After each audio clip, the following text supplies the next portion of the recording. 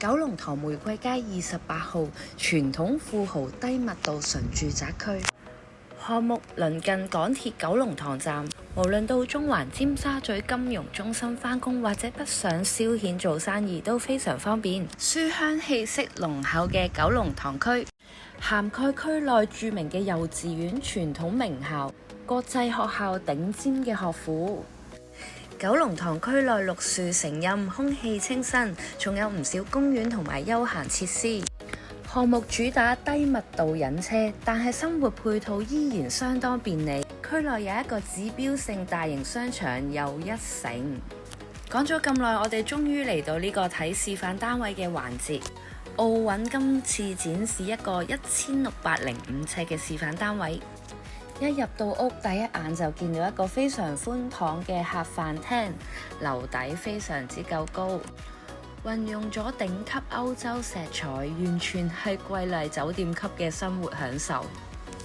廚房中西相處嘅設計，絕對滿足到你對烹調嘅品味同埋興趣。所謂家有一老，如有一寶。如果一個家庭裏邊有一個寶寶嘅時候呢，發展商非常之貼心，喺一樓裏邊做咗一個大套房。咁大寶寶休息就唔使行上行落啦。之後我哋順住呢條充滿建築美學嘅樓梯，我哋一齊上到屬於你嘅私人空間領域。我哋一上到嚟就會見到一個偏廳，隔離有一個書房。空間夠晒大，擺幾多書都擺得落。嚟到我哋嘅大主人房，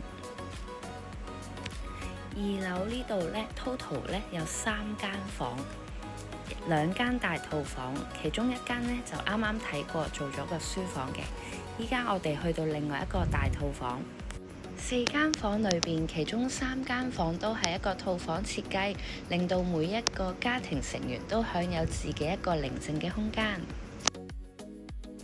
我哋睇完室內之後，落返嚟1樓睇返佢呢個咁大寬敞嘅露台，同埋我哋一齊嚟睇睇我哋嘅單位嘅外觀。